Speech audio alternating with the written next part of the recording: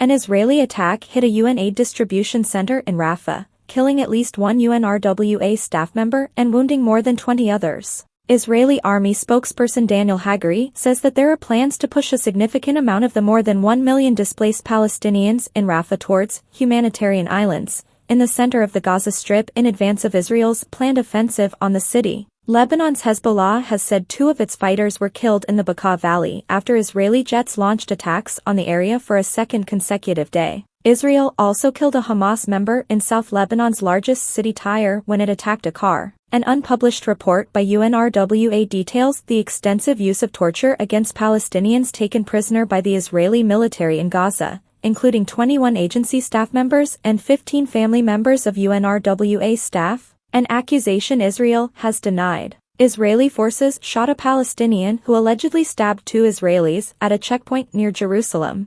A report from U.S. news site Politico says that senior U.S. officials have told their Israeli counterparts that the administration of President Biden will support the targeting of high-value Hamas targets in and underneath Rafah. The report cites 4 unnamed U.S. officials, who told Politico that the U.S. wants Israel to avoid a large-scale invasion of the southern Gaza City, where some 1.5 million displaced Palestinians are sheltered after fleeing Israeli bombardment in other parts of the Strip. In private conversations, top administration officials have signaled to Israel that they could support a plan more akin to counterterrorism operations than all-out war, for U.S. officials said. The report says that the administration officials argue would minimize civilian casualties, decimate Hamas ranks and avoid scenes that have led to souring public opinion on Israel's campaign and Biden's handling of the war. The U.S. has long said that it would require a plan to protect civilians in Rafah before it supported Israel's promised Rafah invasion. Today, Secretary of State Antony Blinken told reporters that the U.S. has yet to see such a plan.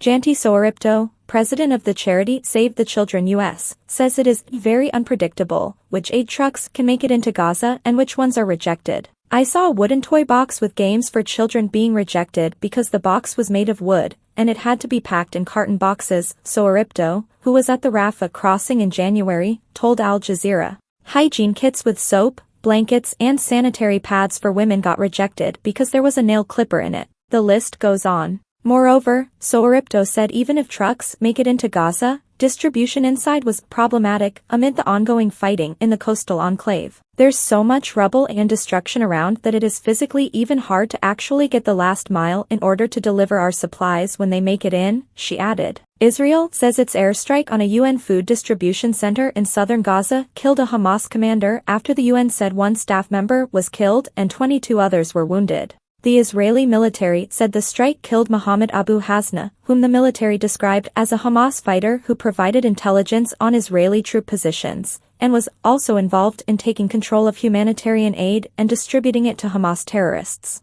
In a statement, Hamas said Abu Hasna was a member of its police force and condemned his killing as a cowardly assassination meant to disrupt aid distribution. Hamas identified another of the 5 killed as the head of an emergency committee for Rafah, Nidal al-Sheikh Eid. An American woman living in Gaza was pulled from the rubble of an Israeli airstrike after a 2-hour operation to free her.